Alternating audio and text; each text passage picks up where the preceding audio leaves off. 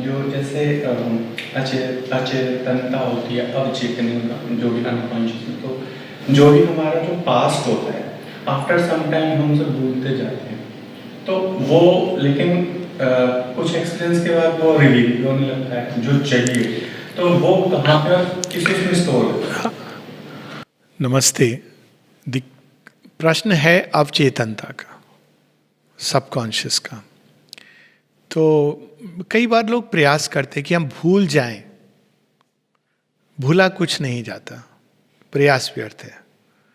क्या हो जाता है, चीजें हमारे अवचेतन मन में चली जाती है। यानी ये मन एक हमारा जागृत मन है जो बाह्य मन है, और जिसको हम कह सकते हैं कॉन्शियस माइंड, लेकिन वो बहुत छोटे स्पेक्ट्रम में सचेतन रहता है। जैसे हमारी आंखें जितना देखती हैं उससे कहीं अधिक जो हम नहीं देख पाते, ये बायोलॉजिकल साइंस बताती है। तो उसी तरह हमारा मन जिन चीज़ों को अनुभव करता है उससे कहीं अधिक, एक संसार इससे कहीं अधिक बड़ा है जिसको हमारा सचेतन मन अनुभव नहीं करता। सचेतन मतलब जो लिमिटेड कॉन्शियसनेस माइंड है। इसीलिए ये जो बात लोग कहते हैं कि हम भगवान को नहीं अनुभव करते, तो ये तो अब जो पशु है वो बोलेगा कि हम विचारों को अनुभव नहीं करते हैं, हमको पोइट्री के बारे में नहीं पता है तो पोइट्री होती नहीं है। तो हमें ये समझना है कि हमारी बैंडविड्थ बड़ी लिमिटेड है, पहली चीज। उसी प्रकार से लोग कहते हैं हमारे अनुभव में, तो आपके अनुभव में क्या, कौन सा अनुभव?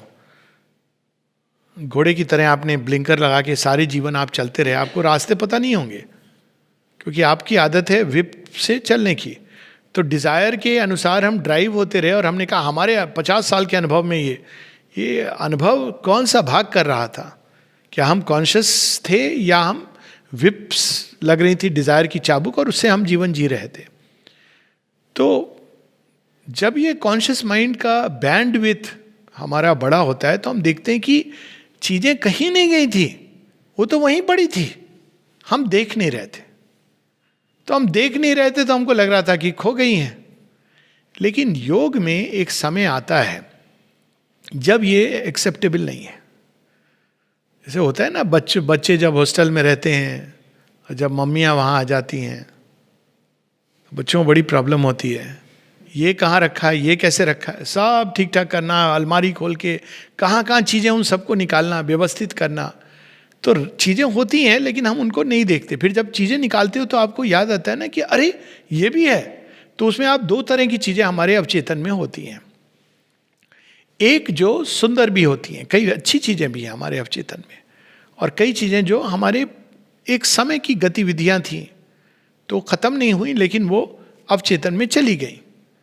इसके उदाहरण ले सकते हैं कि बचपन में किसी को प्रेम मिला तो वो एक सुंदर सी चीज़ है जो, या बचपन में आपने एक स्मृति जैसे मेरी है कि एक मंदिर था, विष्णु जी का मंदिर, तो मेरी एक बचपन की स्मृति है। बहुत छोटा था तो मैं उस मंदिर में अकेले जाना मुझे पसंद था, और मुझे ये ताम झाम नहीं पसंद था, घंटी बजाओ ये बजाओ। तो मैं ऐसे टाइम जाता था जब कोई नहीं होता था। तो मूर्ति तो ऐसे प्रणाम कर लिया क्योंकि करना है, और पीछे जा कर के वहाँ से एक वास्ट मैदान था, तो उसको मैं देखता रहता था और बहुत रिफ्लेक्ट करता था। और मेरे उस समय की जो स्मृति है वो ये है कि वो मोमेंट मेरे लिए भगवान का मोमेंट था। हालांकि विष्णु भगवान मेरी पीठ के तरफ थे, तो कभी कभी इतना खो गया कि मम्मी पापा भेजते थे कि कहाँ चला गया, फिर उनको पता चल गया था ये वहाँ बैठ के, तो they used to keep an eye. पर अब वो बड़ी सुंदर सी चीज़ है।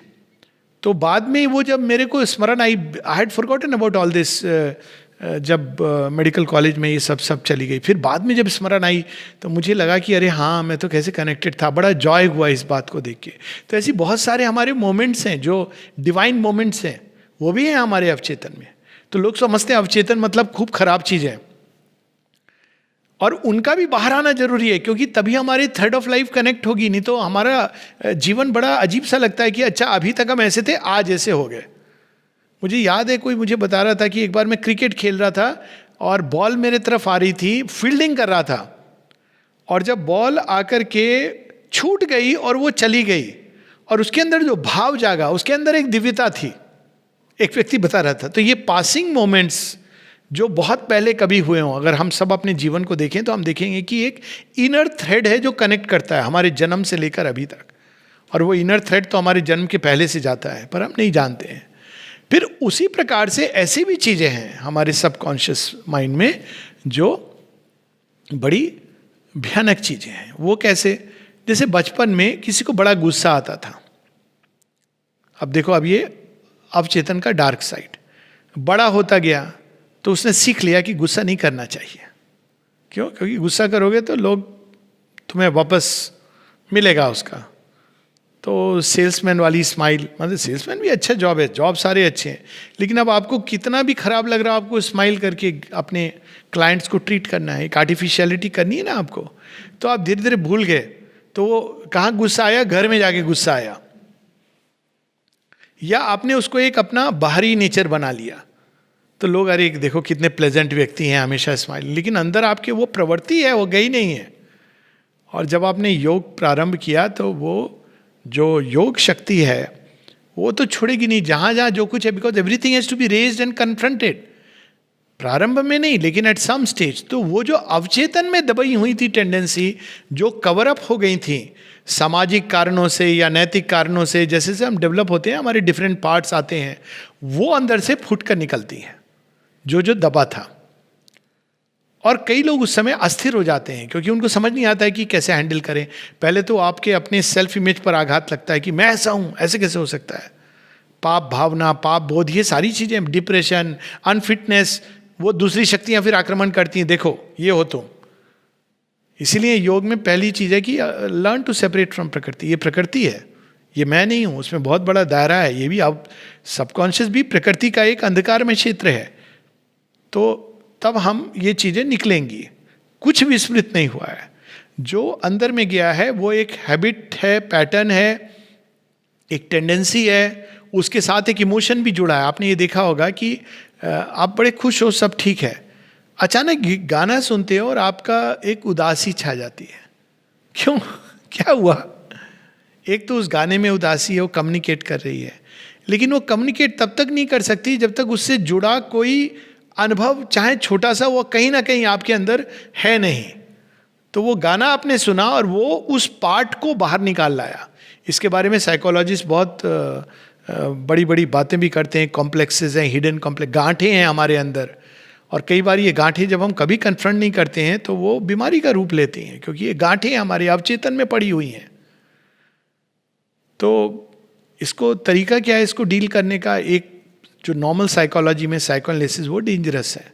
इट इज़ लाइक बिना लाइट के मैं अपने तहखाने में चला जाऊंगा देखने को कि सांप बिच्छू कहाँ है या मैं, अच्छा अवचेतन भी है, मैं अपनी टेंडेंसीज को बाहर निकाल के देखता हूं, कन्फ्रंट करता हूं।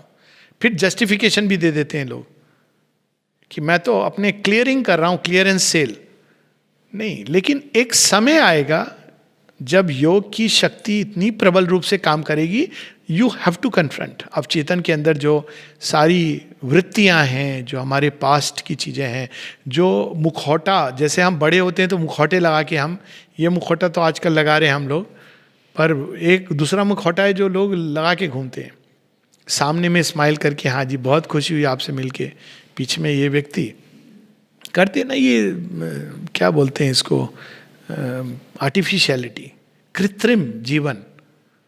तो वो योग इसको तोड़ देता है। आप जैसे हो वैसे बाहर आओगे। आपको उसको स्वीकार करना है, पहले एक्सेप्टेंस कि हाँ ये है, और फिर आपको उसको ऑफर करना है, रिफाइन करना है। ये लंबी प्रोसेस है। अच्छा एक बार में नहीं जाएगा, क्योंकि वो एक वृत्ति बड़ी उसके पीछे सपोर्ट है इनकॉन्शियंट की। तो आपने एक बार में चला गया, आपको लगा हाँ अभी मैं इससे फ्री हूं, नहीं, अब वो दूसरे रूप में आएगी, लेकिन इस बार लेस इंटेंस, लेस भयानक रूप से। आप थोड़ा जल्दी सचेत हो जाओगे। फिर आपको लगा कि ये चली गई, नहीं, फिर वो आएगी। इसको श्री अरविंद एक पूरा ऐसे से प्रोसेस ऑफ इवोल्यूशन उसमें डिस्क्राइब करते हैं कि हर चीज का एक कोर्स होता है पूरा। जैसे बीमारी का एक कोर्स होता है, प्रोग्नोसिस कोर्स, उससे वो रन करेगी। अब वो कोर्स को योग छोटा कर सकता है, लेकिन कोर्स के थ्रू आप जाओगे। आपको जुकाम हो गया तो उसका एक कोर्स है, आप काढ़ा पी लो, आप होम्योपैथी ले लो, विटामिन सी ले लो, एस्प्रिन ले लो, जो भी ले लो, आपको वो टाइम लगेगा। ये नहीं कि आपने लिया और एकदम मैजिकली चला गया। अब ये हो सकता है कि 7 दिन की बजाय कुछ दवाई आपको 3 दिन में इसको दूर कर दे। तो योग के द्वारा जब ये चीज़ें निकलती हैं तो उसका एक कोर्स होता है। और श्री अरविंद कहते हैं इसमें कि जो लोग प्रारंभ में ट्राई करते हैं निग्रह, निग्रह मतलब दबा देना, वो काम नहीं करता योग में। इसीलिए एडोलेसेंट जो बहुत यंग होते हैं 14-15 साल, उनको योग की तरफ श्री अरविंद खीन नहीं थे। 3-4 एक्सेप्शन हुए आश्रम की पूरी हिस्ट्री में। अब वो अलग बात है कि अब one can join early, but adolescent में it was not accepted. Why? Because आपके अंदर बहुत सारी कन्फ्लिक्ट जागेंगी। वो प्राण में हो, शरीर अभी अभी आपके प्राण को कुछ अनुभव चाहिए। इवन एक बार अमल किरण ने कहा, मैंने सारी दुनिया देख ली, सारा जीवन देख लिया, अब मैं आना चाहता हूं। माता जी कहती really? He was 30s, mid-30s। सच में देख लिया? You have done with the world? आए, कुछ वर्षों बाद वापस चले गए, क्योंकि एक डिफिकल्टी थी नेचर में, वो बार बार आ रही थी, वो माँ की आशीर्वाद से। ठीक है, you go and try it. फिर उसके बाद फिर कुछ वर्षों बाद आए, फिर जब आए तो फिर वो इतनी लंबी आयु। तो ये बहुत पेशेंट प्रोसेस है। इसमें जो अधीर है, जो इम्पेशेंट है, जो या जो उस मनोवृत्ति में चला जाता है जहाँ आत्मग्लानि, शंका, तो वो योग नहीं कर सकता है। भय, क्योंकि ये तो फोर्सेस उसी को बार बार निकालेंगे। तो निग्रह नहीं हेल्प करता है स्ट्रेट अवे। निग्रह वाले लोग अक्सर उसके प्रति हमें नहीं मालूम, हमारे अंदर नहीं है। तो जब इसका साइन क्या होता है, जब आप उस वृत्ति को दूसरों में देख रहे हो, वो है आपके अंदर पर वो आप नहीं देख पा रहे हो, तो आप उसको दूसरों में देख रहे हो। तो ये तो बहुत प्रिमिटिव स्टेज है। जब दूसरों में आपको एक डिफेक्ट दिख रहा है, मतलब वो आपके अंदर है। नेक्स्ट स्टेप इज जब आप अपने अंदर देखते हो, तो ओवरवेल्म नहीं हो जाता आदमी, उसको धीरे धीरे पेशेंटली, तब तक उसको अपने अंदर प्रकाश का संचय करना है, पावर्स ऑफ लाइट, शांति को, धैर्य को, समता को, विशालता को स्थापित करना है। इसीलिए 80% फोकस उस पर होना चाहिए। अवचेतन जब आएगा तब तक एक पूरी आर्मी तैयार होनी चाहिए, तब फिर आप अवचेतन के साथ जब डील करते हो। नहीं तो कई बार माइंड पेंट कर देता है, हम योगी हैं तो हमको हमारा जीवन ऐसा होना चाहिए, तो कई बार बाहर से पेंट करेगा। लोग वस्त्र ऐसे पहनेंगे ये कि बाहर से योगी लगे, बात ऐसे करेंगे। अब देखिए वो अब जब पढ़ेंगे कुछ माता जी की प्रेयर या कुछ, आपको लगेगा कि वो ऐसे पढ़ रहे हैं जैसे बहुत बड़े योगी। ओ दाओ, it's not needed, this pretension is not needed. You hear how mother eats. Straight from the heart. You can feel the gurgling of the voice. But there is no pretense. आप भगवान को ऐसे एड्रेस करोगे, मान लो भगवान आपके सामने आ गए, आप ऐसे बोले ओ दाओ, ऐसे आप बोलोगे भगवान को? नहीं, honestly how will you deal with? आप गिर पड़ोगे, बोलोगे दाऊ, दाऊ आर्ट हियर। आप उस समय बेसुध हो जाओगे। आप याद रखोगे मुझे कैसे बोलना है, मेरा करेक्ट इंटोनेशन। तो we should know the difference. जब भगवान सामने होते हैं तो आप क्या माँ माँ माँ माँ। सो ये सब चीजें खत्म हो जाती हैं। आपको अंदर से ये सब दिखाई देने लगता है कि अरे ये भी प्रिटेंशन था। मैं तो सोच रहा था कि कितना बढ़िया मैं पढ़ रहा हूँ, और लोग भी कहते थे अरे क्या रीडिंग परफेक्ट है, पर ये प्रिटेंशन था। You will see all these things, you have to confront. ये मैं एक अच्छा एग्जाम्पल दे रहा हूँ जिसमें आप ऐसी चीज जो अच्छी है, यू विल डिस्कवर कि इट वॉज ए प्रिटेंशन। कि आप भगवान के सामने इस तरह से खड़े थे, अंदर क्या चल रहा था, फिर आप अवेयर हो जाओगे कि अरे अंदर है तो मैं कुछ और सोच रहा था। जैसे किया था ना श्री रामकृष्ण परमहंस ने रानी रासमणी को, डांस कर रहे थे, एक थप्पड़ मार दिया उनको। थप्पड़ क्यों मारा? तो रानी रासमणी कहती नहीं, ठीक किया ठाकुर ने। उस समय मैं कोर्ट केस का सोच रही थी। माँ काली का आवाहन हो रहा है, आप कोर्ट केस के बारे में सोच रहे हो। तो ये सब चीजें बहुत हैं हमारे अंदर, वो निकलेंगी। तो पहले संयम माने रेगुलेट, यानी जब आप कम से कम भगवान का स्मरण कर रहे हो तो केवल भगवान का स्मरण करो। ये प्रारंभिक एक्सरसाइजेस हैं। फिर ये चीजें आएंगी, आप रिजेक्ट करोगे। संयम, आपके अंदर एक वृत्ति है, उसको आप ऐसी नहीं कि कुछ लोग हैं तो गुस्सा हो रहे हैं तो गुस्सा होते चले जा रहे हैं, वो रहेगा। कम से कम एक एंगर का भी एक rational outlet. It's not good, anger is never good, पर ये संयम आप करते हो कि नहीं अभी नहीं, आप कंट्रोल करते हो कि इतना। आप डिफरेंस सप्रेशन और रिप्रेशन में ये कि रिप्रेशन में आप जानते ही नहीं हो। हाँ मैं तो जी कभी गुस्सा नहीं आता, बाकी दुनिया को आता है। सप्रेशन में आप सचेत हो कि मुझे आता है, आपको पता है, दुनिया को पता हो या नहीं पता हो। फिर कभी वो वाणी के तीखेपन में निकल गया, आप सचेत हो गए, हाँ मेरी वाणी थोड़ी तीखी थी, मिर्ची ज़्यादा थी इसमें, खट्टा ज़्यादा था, है ना। ऐसे ऐसे करके आप कॉन्शियस होते हो। फिर होते होते धीरे धीरे निग्रह, ये संयम के मार्ग से चलते चलते एक टाइम आता है जब वो सांप के पहले दांत टूटते हैं, फिर भी वो भयावह डराता है। कोबरा खड़ा हो जाए आपके सामने, आपको पता है कि इसके अंदर दांत नहीं है, फिर भी आप चांस लोगे? आपका रिएक्शन क्या होगा? ग्लास के अंदर कोबरा रखा है, I have actually experienced black cobra. तो मैंने कहा ये तो ग्लास है मेरे इसके बीच में, ये क्या करेगा? सबकॉन्शियस माइंड का देखिए कैसे रिएक्शन होता है। तो मैंने अपना हाथ वहां कि देखूं ये कैसे ये रिएक्ट करेगा, तो हाथ रख दिया ग्लास के सामने। कोबरे ने तो इंस्टेंट भी नहीं लिया to hit at the glass and I jumped back. मुझे पता है कि ये देखो सबकॉन्शियस माइंड की पावर। आप देखो टीवी सीरियल, आपको पता है कि ये भयावह सीन रियल नहीं है, पर आपको भय लगेगा। आपको पता है कि वास्तव में वहां कोई डांस नहीं हो रहा है, वो तो छोटी छोटी इमेज हैं, डॉट्स हैं, बट आप वैसे ही रिएक्ट करोगे। तो ये सबकॉन्शियस माइंड की इतनी स्ट्रांग ग्रिप होती है। तो आपको संयम, समता, इसका अभ्यास एक लंबे समय तक, समता, संयम, शांति, ये जब स्थापित हो जाते हैं तब धीरे धीरे उसकी कमर बस अब कमजोर हो गई, तब आप उस सांप पर एक लाठी का प्रहार करते हो तो वो टूट जाता है। लेकिन इस योग में सांप को तोड़ना भी नहीं है, क्या करना है? सांप का रूपांतरण होना है। तो ये प्रोसेस और कठिन है। यानी वो जो विषधर था उसको क्या बनना है? अब शिव जी के गले का माला बनना है। सो इस योग में ये चीज और आगे चली जाती है, केवल टूटने तक नहीं। हाँ, कुछ टेंडेंसीज को आपको तोड़नी है, वो बाहर की क्रस्ट है इनकॉन्शियंट की, लेकिन कुछ चीजें हैं जिनके अंदर एक दिव्य संभावना है। क्रोध के अंदर रुद्र भाव का एक सत्य है। इवन और भी कुछ टेंडेंसी हैं, श्री अरविंद कहते हैं, जिनके पीछे एक ट्रूथ है और उसको आप कंप्लीटली नेचर से नहीं हटा सकते हो, उसको रूपांतरित करना होगा। मैं उनका नाम नहीं लेना चाहता हूँ, there be justification for things, पर अल्टीमेटली वो जो वृत्ति है वो वहाँ यही रूपांतरण है कि उसका ओरिजिन कहीं और है, लेकिन वो डीजनरेट होते होते वो ये रूप ले लेती है। फिर आप उसको धीरे धीरे और रूपांतरण पकते गलते, उसको फायर से टच करते, सिंसेरिटी, अल्टीमेटली एक टाइम आता है जब सांप जो भूमि में रेंग रहा था, जिसको देख के सब डरते थे, जब शिव जी के गले में लिपट जाता है तो वो सब उसको प्रणाम करते हैं। तो ये अवचेतन माइंड का ये बहुत विशाल विषय है। हम लोगों ने कुछ एस्पेक्ट्स को टच किया है। अल्टीमेटली अवचेतन माइंड को केवल ग्रेस ही कॉन्कर कर सकती है।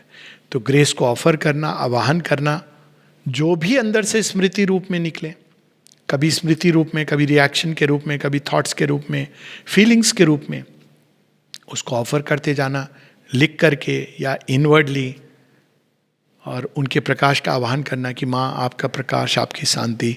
शांति, समता पहली चीज़ें जिनको स्थापित करना, first things to be established in yoga. संयम, बिफोर हम आत्मजयी बने, संयम। तो हम धीरे धीरे करके अवचेतन मन अधीन होता जाता है प्रकाश की। इस लास्ट बैटल होती है अवचेतन और निश्चेतन के साथ। अगर वहाँ तक पहुँच गया व्यक्ति तो बहुत आगे चला गया। और उसका गढ़ क्या होता है? शरीर। तो आप देखोगे कि इनर कॉन्शियसनेस ठीक हो गई, लेकिन शरीर पर फिर भी प्रभाव पड़ता है, क्योंकि शरीर अवचेतन का गढ़ है। सब कुछ उसमें ऑटोमेटिक है, हैबिचुअल है। तो लास्ट कॉन्क्वेस्ट इज फाइनली, जब शरीर पर कॉन्क्वेस्ट का मतलब अवचेतन और निश्चेतन कॉन्कर हो गया है। उसके बिना शरीर पर परफेक्ट कॉन्क्वेस्ट नहीं हो सकती है, पूर्ण रूपांतरण नहीं हो सकता है। एक रीजनेबल मास्टरी हो सकती है, पर final transformation of the body means a complete conquest over the subconscious and the inconscient. Namaste.